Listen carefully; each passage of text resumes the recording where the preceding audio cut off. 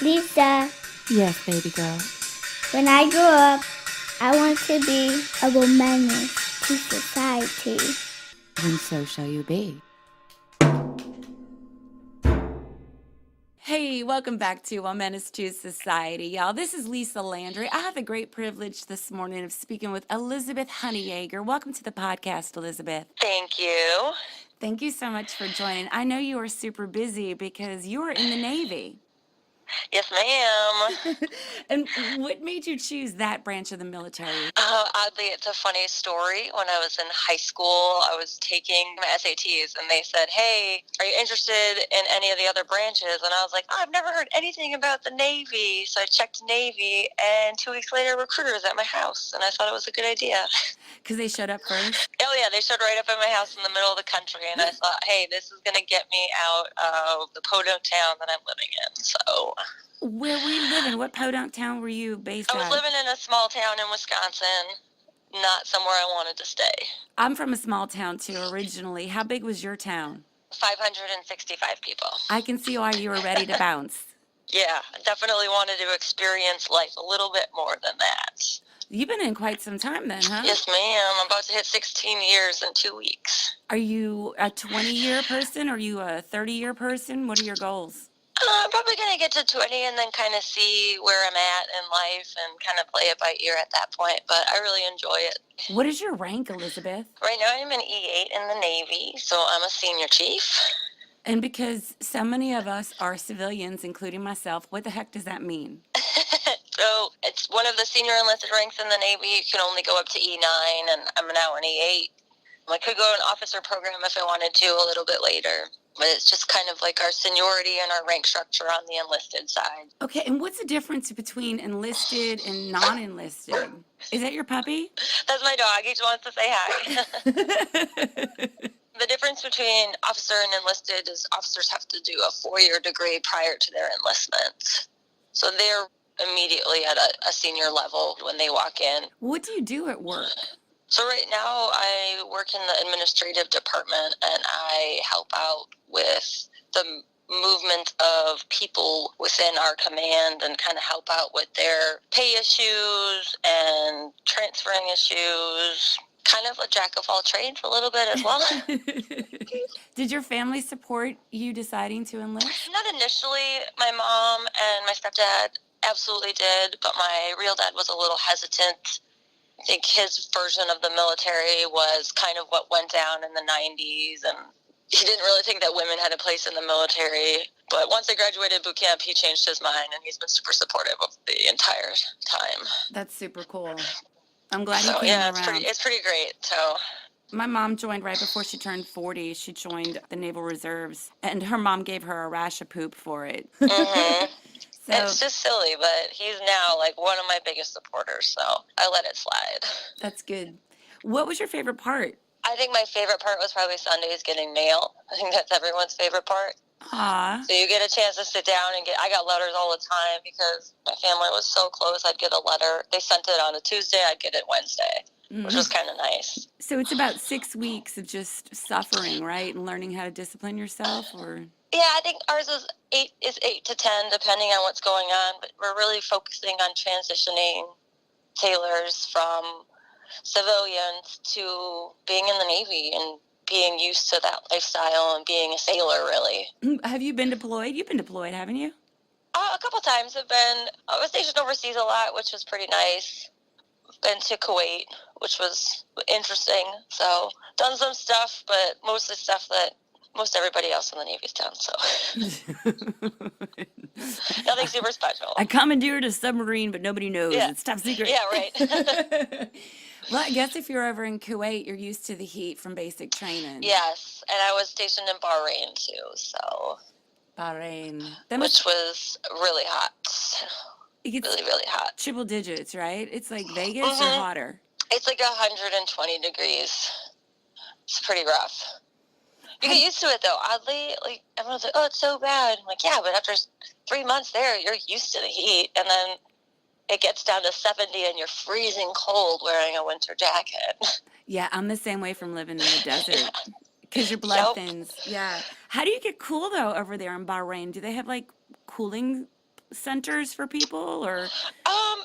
Not when you're working. You just kind of you're actually cooler in long pants and a long shirt. I don't know why, but science, I guess. Mm-hmm. So when we're working, you just have to drink a lot of water. And we had some of our buildings obviously had AC, so when you're on a break, you could go in and cool off. But you just get so used to it that it's miserable, but not unbearable. Is there anywhere that you've been stationed that you miss? I was stationed in Italy, and I miss that a lot. So I was just north of Naples, and it was beautiful. And the travel opportunities are really nice, and it was just really neat to be immersed in another culture to kind of make us appreciate what we have here in America. What did you miss most about America when you were stationed in all these other countries? I don't really enjoy fast food, but I missed fast food the most. Because you can't have it. Even McDonald's over there is not the same. So I'm definitely, fast food was like the first thing I would come home and be like, I want Arby's or Wendy's. Because in Europe, the fast food has like real food in it, doesn't it? Pretty much. It doesn't. It's just in a different style. Like it's still McDonald's. It just tastes a little different. Well, they probably wash their hands before they cook it over there. Probably, right? Yeah, they probably don't have grease for 6 months before they rotate it. Where would you be stationed if you could pick one spot? Oh, that's tough. Okay, well, let's make it stateside. If you had to be here in America, where would you want to be stationed? Hawaii, because I've never been there and I want to experience it. And work there, I think, would just be awesome. Mm-hmm. So, yeah, that'd probably be or like Washington, because I think the West Coast up there is really beautiful, and there's a lot of opportunities to hike and do all that kind of stuff in the beautiful Pacific Northwest. I like doing that stuff, too. There's nothing like a hike. Do you ever miss that? Because were you ever stationed on a submarine or a ship? No, I was never on a sub. Yeah, I think I would go nuts. I really respect you. I have no discipline. I could not be given a schedule and perform long term. You know, I could knock it out for a couple of weeks, but I couldn't do it year after year after year, and then all the packing and being shipped off to somewhere where I don't know where I'm going. You kind of get used to it because it gets exciting. Like when you're like, oh, I'm going somewhere new. It's like, yeah, I'm going to experience so much more. And I try to stay positive about like, hey, like I've never been in that place. Look at all the new things I'm going to get to experience it. And I kind of focus on like, these are the things that are there. These are the things I can do. Instead of, I know some people get negative and like, oh, I'm away from home, but I'm always like, oh, my family can come see me and they could also see this part of the world that I never would have seen had I not joined the Navy. And when you have downtime, you're able to leave. You can go for 3 or 4 days and and then come back. Yep, and take a little trip, take a little vacation, go check some stuff out, and just we get regular vacation time like a civilian would. I met you when you were speaking very eloquently, by the way, at the DAR event, and I want to thank you for being so generous with your time. Like, you showed up there early on a weekend, and you were there for a few hours, and you spoke to us on many issues. And one of the issues you brought up is about being a woman, obviously, in the armed forces. And the men have their own struggles to deal with, but some of our problems as women are inherently just female. Absolutely. And you were talking about a time when women were not allowed to even serve. Back in the American Revolution and the Civil War, I think, were the two main incursions you were speaking of. And we used to dress up as men to be able to fight. I think it's awesome that people did that, and I'm sure that there are so many women that actually did it that weren't documented and people didn't even know about and slipped through the cracks. I think it just proves to show that as females, we are no different in our pride in our country than males, and we want to be a part of protecting it and being a part of the military and doing the great things that we do.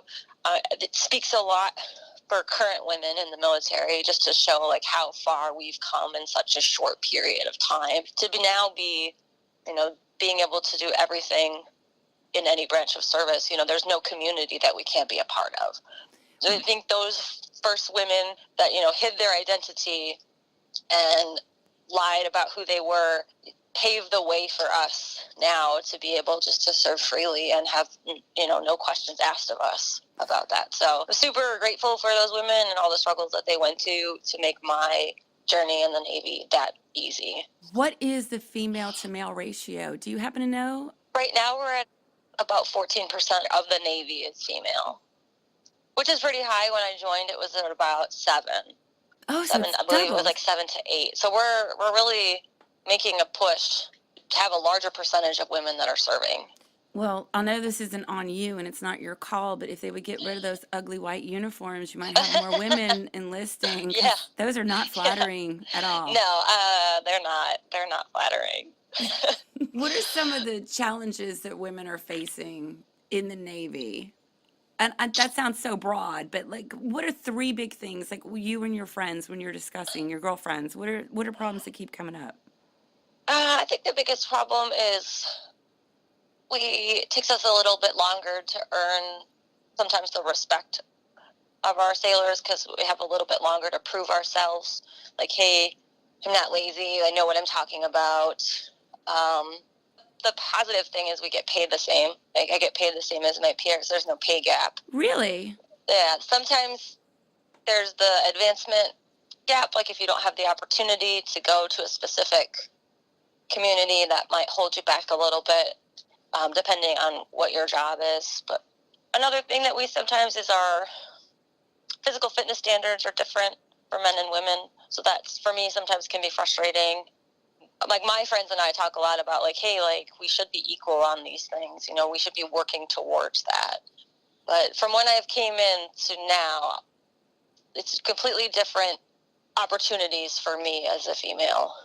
Like, I'm happy that I paved the way for the sailors that are female that are coming in now that don't have to deal with some of, like, maybe the adversity that we've dealt with since women started serving. So we've come a long way very, very quickly. You discussed sexual assaults briefly when you were speaking, and I guess that would be some of the things that our 4 sisters dealt with in the military and are dealing with. And you were talking about how the military's taking all these precautions and really getting a lot of data and changing what's happening with sexual assaults. Yeah, they're doing a really good job with, instead of training post of anything like sexual harassment or sexual assault, they're really focusing on the before now. And I think that is what is setting us apart, maybe from college training, is we're saying, hey, instead of treating the victim afterwards, what are we doing to prevent? What are we teaching our sailors? I don't know if it's part of society now that we're having less morals instilled. So now we're kind of like trying to reinstill that moral of, like, hey, this is your shipmate. This is respect. This is how you respect someone. If someone's in trouble, you do something about it. If you see something happen, you say something or you do something. So I think we're doing a lot since I've joined, a lot more for preventative measures and training as this is how you should behave. That's not acceptable. Are they still putting saltpeter in the food during basic training? No. That could cut stuff down right there. Yeah. If you could pick one thing to change about the Navy, what would it be? My white uniform. I second that. Yeah. Although yeah. it looks stunning on you. You're very thin, very, very, very fit woman. So you look good. Well, thank you. And that's very hard to rock. But yeah. It's very unforgiving. Yeah. Yeah. And plus, you can't spill anything all day long. I'm a messy girl, so. And they were designed in the 70s. Like, they're that old. And they were, the 70s was that. If you look at them, you're like, oh, yeah, that is a 70s style of pants. Like, very high-waisted, like, accentuates every curve, good or bad, that you have. That would be the number one thing I would change right now. So somebody out there should start a ballot initiative. We try all the time. Do you really? Yeah. We're always like, hey, we need this. We need to test this. We need to find out. We're like, yeah, sure. No, we're going to do this instead. Oh, man. Here's your app. Yeah, right. Here's your app. Submit your comments. If you could join, would you do it all over again? Like, if you had it to... Absolutely. Yeah. Yeah. What's it like? Absolutely. What's it like to wear your civilian clothes? Sometimes it's really stressful because I don't know what to wear, Really? which is funny because I just took a project management class outside of obviously my work, and I had to wear business casual clothes, and I called my mom like, I don't know what business casual means. What am I supposed to wear? Like in a panic because I had I kind of know what it is, but I have never had to put it together. I wake up and I put the same outfit on every day, all day. So that part was like, oh God, what am I supposed to do? But I'm pretty sure I wear sweatpants more than I should all the time when I'm off. Because you were very young when you joined. You were right out of Yeah, school. I was 18. I was always a jeans and t-shirt kind of gal, so now I'm just, I think, a comfy clothes options. I have very pretty dresses that I buy, but I don't ever wear them. And I know a lot of my girlfriends are the same way. We're just like, well, we need it. And they're like, for what? I don't know. Something could happen. So, for 15, 16 years, I've been told, hey, you don't have to think about what you wear to work ever, which is really nice. I'm not one of those fashion girls. Like, I respect women who can pull an outfit together and they accessorize and all that stuff, but that's never been me. I appreciate the simplicity of wearing my uniform. Like, it definitely is nice. But that's got to be overwhelming. Like, when you transition back into civilian life, you're going to have to go buy a wardrobe. Yeah, I think that part is kind of like, ugh. It's a little daunting, but kind of exciting. We take a transition class, and they actually have you wear business casual to the class to kind of help you transition and help you learn, like, hey, this is what's appropriate for business casual women. This is appropriate for this. This is business. This is, business formal. This is what casual means. So they do a lot to kind of help us, because I think it's not just a Navy issue. Like, that's an all-around military issue. Yeah, Of like, I spoke to somebody who's running a community center for veterans in Oklahoma, and we were talking about transitioning back into civilian life and some of the challenges that y'all face. Yep. I would feel so vulnerable. I know me going from wearing a uniform where I'm like, I'm an E9, bitch, what you gonna do? And then Right, all of a right, sudden, right. all of a sudden I'm trying to pick out business casual. Personally, I'd have a little bit of an identity crisis, I would think, getting back into that world of jeans, t-shirt, find a Yeah. skirt that matches your shoes. I think there's a little bit of that, but then there's that other side of it. Like, I can wear whatever nail polish I want. I can dye my hair a crazy color, and no one's going to be like, what's wrong with your hair today? And I think that for us gets very exciting. And we, those little things that people forget, like, oh, you can't have purple nails or black nails. Like, no, we can't. So we get excited about that. We get more excited about that, I think, than maybe dressing. I mean, that's how I am, for sure, for me. But I know some of my friends are the same way. Like, we want to wear our hair funky, or we want to have crazy nail polish or something else wild that we can't do. So that's the definitely exciting part about getting out. Yeah, it's ironic. You're fighting for our freedoms, but you don't have the freedom to pick out your own nail polish. We can wear nail polish. It just has to be like Standard. Yeah, it has to be it just has to be like complimentary, conservative, which sometimes is actually nice because I don't have to stress when I go to the nail salon. I'm like, I've got bubble bath, French manicure, and there's a couple other colors. And I'm like, yep, I'll take that one today. So, but that's why you have toes. You can just get wild on your toes. That's fun. Now, every time I see a Navy person, I'm going to think, what color are those toenails? What's going on? Every Navy female probably has wild toenails. You just turned a bunch of listeners onto a new fetish. Thank you, Elizabeth. Stalking the toes of Navy ladies. I think that's a website. Probably. Well, I want to thank you so very much. What's your doggy's name? Guinness. Well, thank you, you, Guinness. Excellent choice there, Elizabeth. Guinness, like the beer. He has a little black. He's all black and has white on his chest, so he looks like a beer. He's pretty cute. Some people would be tuxedo. You're like, Guinness. Yeah, no, I'm like, you look like a beer. Typical Navy family. Our dog is named after alcohol. I think that's rad. Very rad. Elizabeth Honeyager, I want to thank you so very much. I respect you. I think you're a fantastic, courageous woman and very generous with your time. So thank you very much. No problem. Thank you for having me. I really appreciate it. I had a really nice time. Thanks, y'all, for listening. Please come back to next Womanist Wednesday. You can find me on my website, lisalandry.com. And if you sign up for my newsletter, you will receive a free audio download. Shout out, Ari. I love you, little boo-boo.